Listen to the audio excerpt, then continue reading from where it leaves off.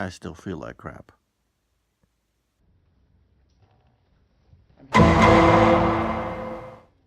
You know, so the problem with being sick is, well, is that you can't do much. Or at least you don't feel like doing much. Plus,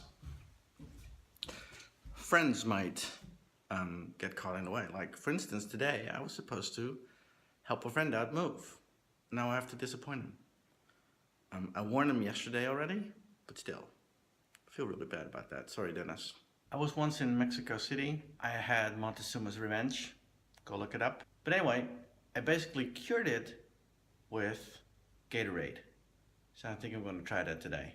So I may be sick, but it doesn't mean I can't work because, as I said, I just sit behind a desk and type and read. It's just that the productivity goes down. Just sleeping and lying in my bed is just, no. But anyhow, as my eggs are cooking, this weekend I need to get better. I want to ride my bike. I have a black tie dinner coming up tomorrow night.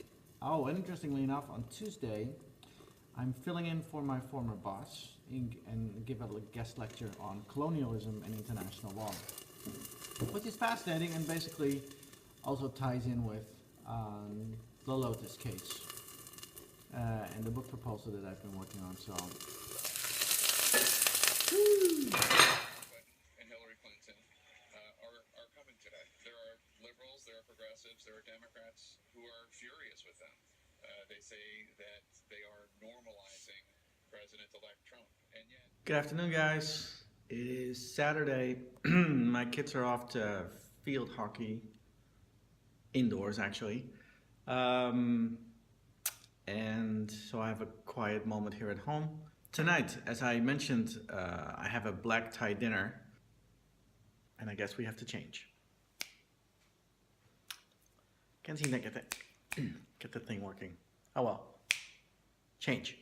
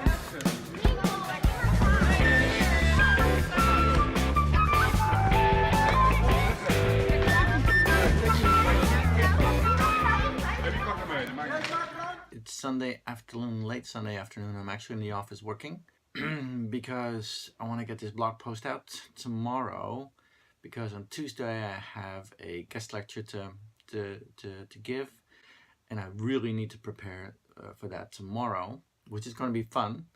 And because I haven't been at teaching for a while, so I might be a little bit rusty and I might get all giddy and just joke around and not get any real substance across to the students. And it's a guest lecture. I'm filling in for my former boss, so I'd better, get something going. Good morning, everyone. It is Monday, and so today is all about preparation.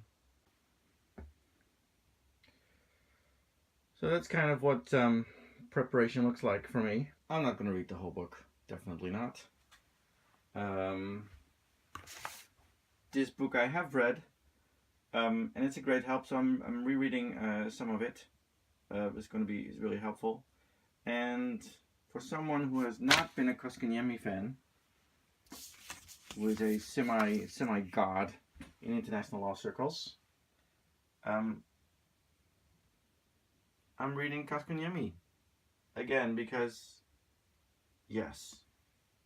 Funny thing, I thought I was getting away from the academia, getting away from having to read Kotkaniemi and have an opinion about it. Oh well. Why is this necessary, people? So I'm taking a bit of a gamble here. Oh, there you are. Good evening. It is about, let me see, 9:40. I'm still working because it's Monday. I always work late on Monday. And I get so immersed into things, interesting things, and I'm always too late to really get into it. And I am always in a default position when it comes to lecturing, and that is I'm insecure as to my preparation. Now, over the years, that has meant that I've always almost over-prepared. The evaluations I would get is that, that everything was smooth and was great, and but I don't think they see or appreciate what kind of hard work you have to put into it. But tomorrow is going to be a fun lecture. I'm actually working today and trying to immerse myself in colonialism and international law and the works of Francesco de Vittoria. Grotius has been really, really fun. I just now have to put it all together. The entire lecture is going to be taped as well, and I think I'm going to try and see if I can get a copy of the tape. But to give you an impression of what it means for me to immerse myself into something and sit in my lovely little office that I might give you a tour of later on, this is how it works. Immersion, printing, reading, and then putting something up on the presentation. This is actually not that bad.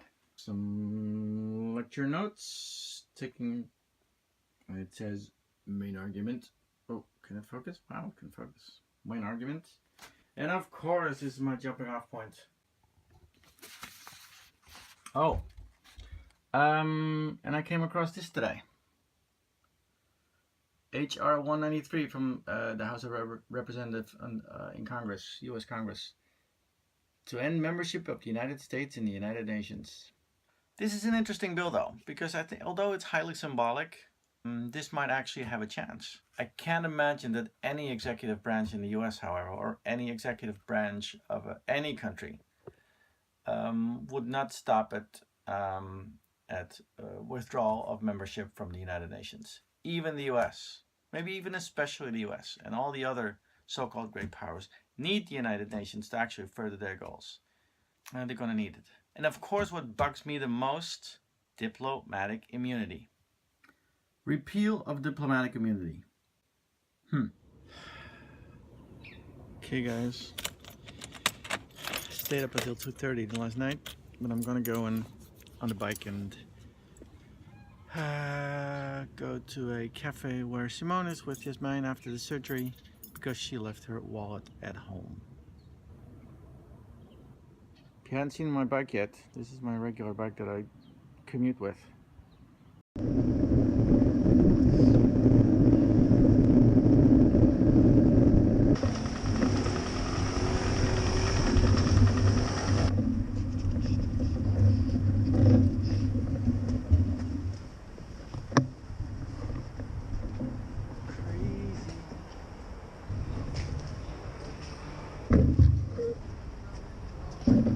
Can you hear me all right in the back? Yeah? Alrighty. 2 hours later. I think we have run out of time. So thank you.